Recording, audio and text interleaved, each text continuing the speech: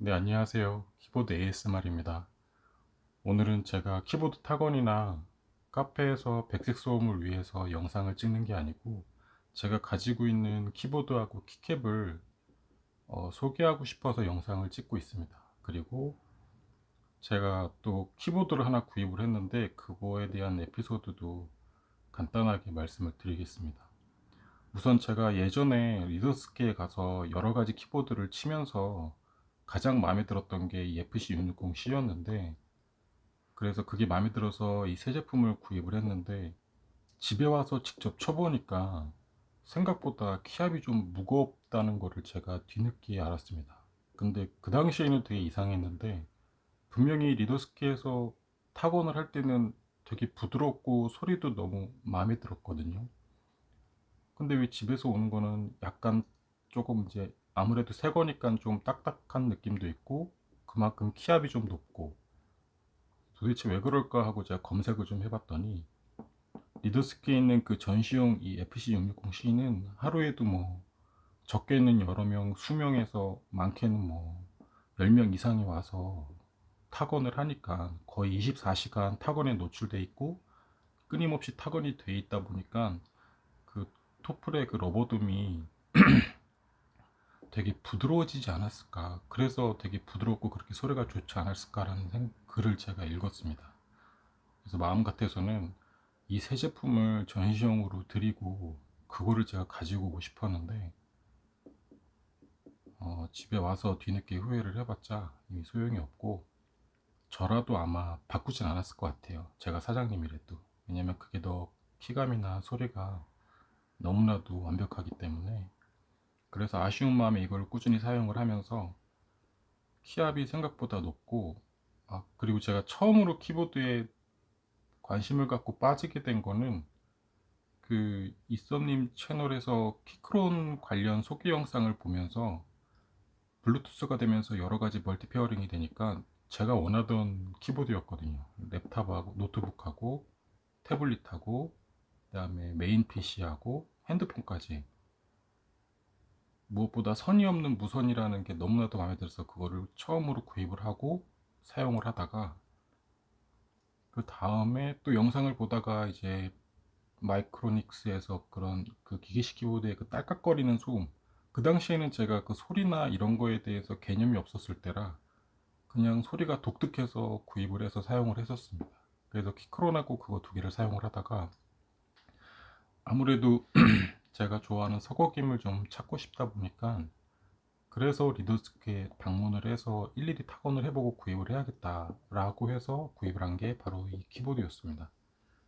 그리고 나서 키보드에 관심을 갖게 되니까 당연히 의뢰 이제 일반적으로 이제 확장해 나가는 이제 키캡에도 관심을 갖게 되고, 제가 그래서 키캡에 관심을 가져가지고 이제 검색을 하다가 그때는 너무나도 모르고 아무것도 몰랐던 때라 그냥 이 키보드나 일반 기계식 키보드나 이 키캡은 다 똑같을 거라고 생각을 했어요. 그래서 검색을 하다가 그나마 제가 마음에 든다, 이 정도면 괜찮겠다 싶어서 첫 구매를 했던 게 이 란토 코리아에서 나오는 이 키캡을 처음으로 제가 구입을 했었습니다. 사진 열어서 보여드리면 약간 뭐랄까 연한 캐러멜색, 연한 커피색, 아니면 색깔 자체가 뭔가 이 모르겠습니다. 이게 되게 부드러운 느낌이 들어서 제가 이 키캡을 처음으로 구입을 했는데 여러분도 아시겠지만 이 키캡 넣는 게 이 십자, 이걸 뭐라 그러지? 스템? 이 십자 스템이 이거하고 다르다는 걸 이걸 구입을 하고 나서 알게 됐습니다. 그래가지고 뭐지 이거 어떡하지, 이거 환불도 안 되고, 그래서 이제 아쉬운 대로 이제 키크론에 이제 결합을 시켜서 사용을 하는데, 그걸 오래 제가 오래 사용을 못했던 게 키크론에 이제 그 기능키들이 가끔씩 쓰이는데 이걸로 바꾸고 나니까 기능키 위치를 제가 숙지하지 못한 상태였거든요. 그래가지고 그때마다 인터넷으로 기능키 검색해서 확인하고 그랬던 게 너무 불편해서 그냥 아예 피크로는 그 정품 PBT로 새로 또 구입을 하게 됐습니다. 왜냐면 키크론 그 제품이 기능도 좋고 다 마음에 드는데 ABS 재질이라 좀 오래 사용을 하면 약간 번들번들거림이 되게 보기 안 좋더라고요. 지저분해 보이고 깨끗해 보이지가 못해서 PBT 재질로 구입을 해서 사용을 했습니다. 그리고 그 다음에 이제 제가 토프레 키캡이라는 걸 알게 돼가지고 검색을 하는데 생각보다 토프레 키캡이 종류가 많지가 않더라고요.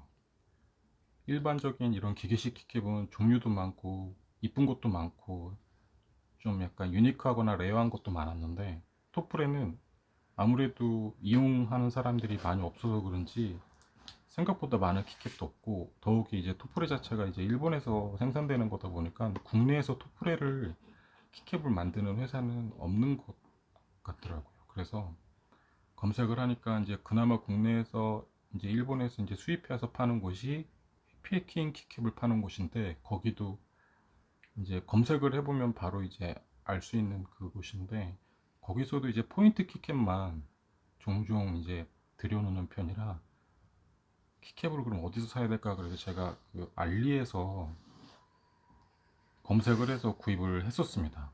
했는데 알리에서 이제 구입을 해서 여기에 체결을 해가지고 해보니까 어 다릅니다. 그러니까 이게 뭐라고 표현해야 되냐면 소리도 약간 다르고 너무 가볍고 약간 드라이하고 그러니까 제가 원하는 소리가 아니었습니다. 그래서 이 키캡은 토프레만큼은 최소한 정품 키캡이나 아니면 기본적으로 제공되는 키캡으로 사용을 해야 되겠구나 라는 생각을 해서 그 당시에 구입했던 그 토프레 세트를 그냥 중고로 팔아버렸습니다. 팔고 이거는 이제 같이 팔려고 했는데 얘네 둘은 못 팔아서 그냥 지금 가지고 있는 거고 이거 같은 경우는 이제 기본 그 구입하면서 받은 번들 얘네들 구입하면서 받은 번들이고 그래서 제가 검색을 해서 어쩔 수 없이 직구까지 검색을 하게 됐습니다.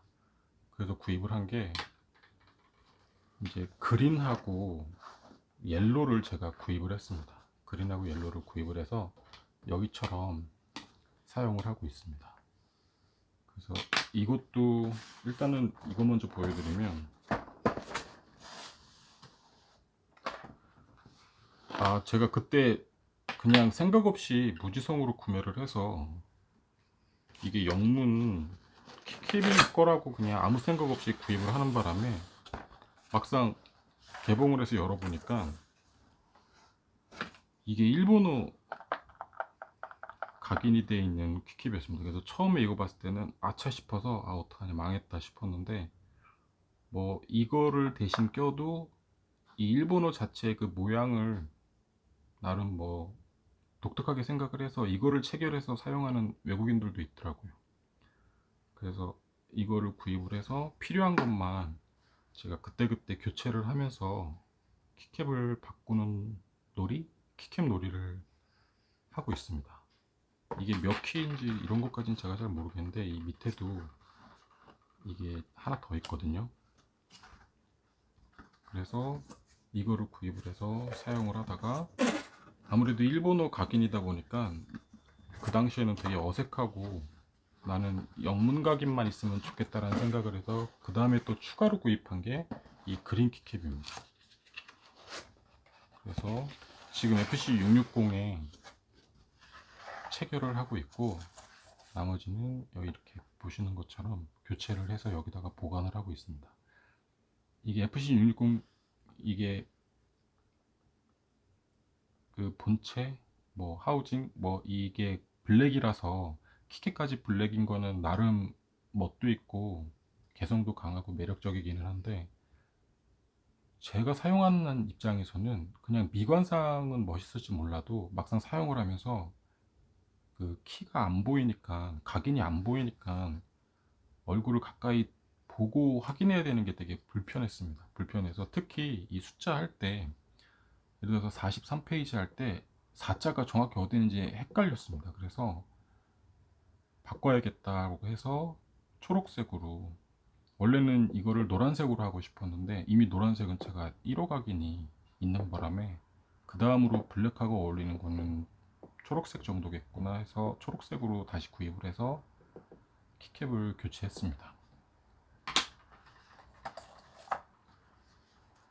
근데 이제 지금은 제가 이거를 구입했을 때는 국내에서 이거를 이제 해외 직구를 대행해주는 사이트가 없었는데 지금은 검색을 하면 오히려 제가 이거 구입했을 당시보다 배송비도 그렇고 기본적인 가격도 그렇고 몇만 원 더 저렴하게 구입을 할 수 있어서 만약에 키캡 세트, 토프레 키캡 세트에 관심이 있으시다면 검색을 해보시면 쉽게 찾을 수 있습니다. 다만 이제 제가 이거를 구입할 당시만 해도 재고가 이런 게 되게 많았는데 아까 이거 영상을 찍기 전에 간단하게 검색을 했더니 색깔이 예전만큼 다양한 종류가 남아있진 않더라고요. 그때는 6가지인가 그 정도로 좀 색깔별로 좀 종류가 다양했는데 많이들 판매가 되고 많이들 구입을 하셔서 지금은 이제 재고 수준으로 남아있는 것 같습니다. 그래서 제가 말씀드리고 싶은 건 토프레는 키캡은 그냥 이 회사에서 나오는 일체형 그대로가 가장 좋은 것 같고 저같이 이제 뭐 살짝 꾸미고 싶다거나 아니면 이렇게 직접 보고 싶은 눈으로 봐야 확인할 수 있는 것들은 한번 구입을 해 보시는 것도 괜찮긴 합니다. 다만 단점은 언제나 마찬가지듯이 비쌉니다. 지금은 되게 비싸다고 느끼지만 그 당시에는 이제 키캡에 그 키보드하고 키캡에 막 빠져들 때라 너무너무 막 사고 싶은 것도 많고 좋아하는 것도 많고 막 갖고 싶은 것도 많았던 때라 생각 없이 막 구입을 했었거든요. 그래서 이거를 사용을 하다가 아무래도 손가락에 무리가 와서 그 다음으로 이제 찾은 게 리얼포스 2세대 30g 그리고 해피해킹 외출용으로 휴대용으로 이거를 구입을 하게 됐습니다. 그리고 최종적으로는 R3 버전까지 구입을 했습니다. 여기까지 이제 제가 그 토프레 키보드를 가지게 된 뭐 스토리 뭐 큰 의미 없는 내용이기는 하고 한 가지 제가 구입을 하나 한 게 있는데 지금도 제가 이걸 왜 구입했지? 라는 생각을 가지고 있습니다. 일단 결론부터 말씀드리면 중고로 1세대 키보드 토프레 키보드를 샀습니다. 91U라는 키보드를 구입을 했는데 제가 어저께 밤에 그 유튜브를 보다가 이제 이거 관련 이제 토플에 관련 키보드를 쭉 검색을 하면서 한 바퀴 돌다가 문득 이 달그락거리는 소리 있잖아요. 달그락거리는 소리가 모든 키보드에서도 동일하게 나는 영상들이라 어떻게 보면 이 해피해킹이 아니고 이 토플의 종특인데 달그락거리는 소리가 어쩌면 이 해피해킹을 나타내는 개성? 뭐 대부분은 단점이라고 생각을 하지만 개성일 수도 있겠다라는 생각이 들어서 제가 가지고 있는 것들은 다 저소음이라 달그락거리는 소리가 많진 않아요. 강하진 않은데 그냥 한 번쯤 가지고 있으면 어떨까라는 생각이 정말 그때 왜 들었는지 어저께 그래서 검색을 했습니다. 검색을 해서 나무 위키를 제가 이제 토프레 키보드 나무 위키를 보다가 하이프로 그 토프레 리얼포스 하이프로라는 제품을 그 나무 위키에서 제가 검색을 했는데 뭐 단종이 됐고 뭐 유일하게 이 키캡 높이가 SA 키캡 되게 높은 키캡이고 찾는 사람들이 많다 이런 것들을 제가 해서 유튜브로 검색을 해봤습니다. 검색을 해봤는데 정말로 디자인이나 이런 빈티지한 느낌이나 옛날 IBM 키보드나 알프스 키보드 같은 옛날 향수를 불러일으키는 제가 초등학교 때 막 봤던 그런 향수를 불러일으키는 디자인 너무 마음에 들었는데 근데 달그락 소리가 심해도 너무 심했습니다. 그리고 무엇보다도 단종이 됐다는 거. 근데 단종은 됐는데 아직 인터넷에 그거를 구입을 할 수는 있더라고요. 제가 검색을 해보니까 해외 배송으로 아직까지도 토플의 하이프로, 리얼포스 하이프로 제품을 판매를 하고 있습니다. 판매를 하고 있는데 배열이 그 윈도우 배열인가? 윈도우 배열을 아직 판매하는 곳을 제가 한 군데 검색을 했는데 문제는 가격이 이 리얼포스 3세대 R3하고 얘보다 더 비쌉니다. 그래서 이거는 그냥 취미로 경험 삼아 한번 갖고 싶다. 나도 달그락거리는 키보드를 갖고 있고 영상을 한번 찍고 싶다라는 생각은 있었는데 그것만을 위해서 사기에는 가격이 너무나도 잔인할 정도로 비싸서 구매 버튼을 누를까 하다가 제가 그냥 포기를 했는데 이게 사람 마음이 한번 달그락거리는 키보드 경험해보고 싶다. 그냥 뭐 하나가 가지고 싶다는 생각이 드니까 이게 생각보다 머릿속에서 잘 안 없어지더라고요. 그래서 달그락거리는 느낌으로 적당한 게 뭐가 있을까 막 뒤져보다가 국내 사이트나 이런 데서는 구할 수도 없고 보기도 힘들고 그래서 그 옥션 야후 옥션으로 제가 검색을 해봤습니다. 야후 옥션으로 검색을 해서 마침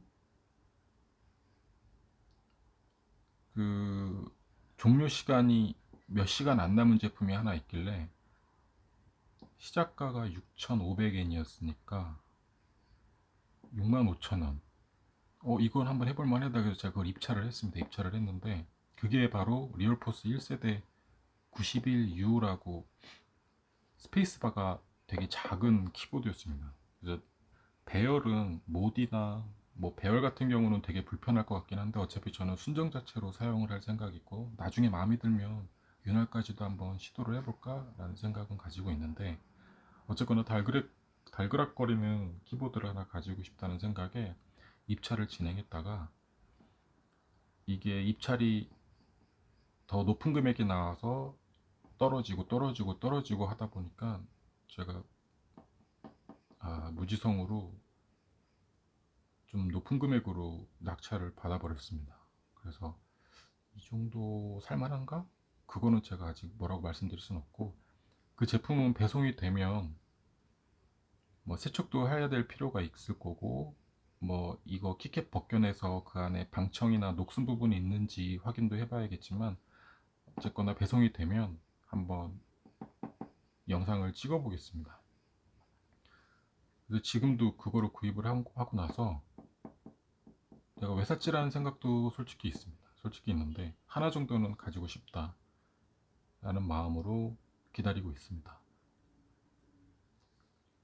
그리고 그 제품이 오면 제가 이런 제품들은 얘 같은 경우는 스테빌하고 분해를 해서 유튜브 영상을 보고 따라했기 때문에 블루투스 개조하면서 그 안에 흡음재도 넣고 흡음재는 넣었다 뺐고 스텝이라고 여기 흡음재 작업을 제가 했는데 얘네들은 좀 분해를 하기가 좀 망설여져서 아직은 그 중고 키보드 리얼포스가 일본에서 오면 그거는 제가 사용을 하다가 한번 분해를 해서 윤활도 한번 해보고 러버돔 스프링 윤활은 할지 안 할지는 확실히 모르겠지만 나중에 시간이 된다면 그것도 한번 윤활을 한번 해봐야겠다는 생각은 가지고 있습니다.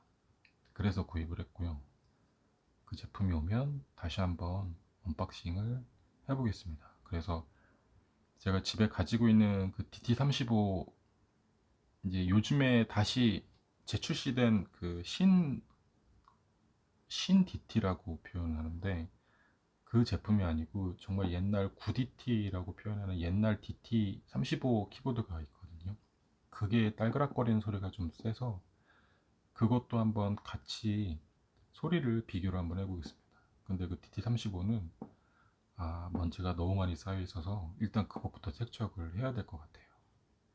상당히 귀찮기는 한데 나중에 시간이 되고 할 일이 없고 시간이 되면 그것도 세척을 해서 같이 비교를 하는 영상을 찍어 보겠습니다.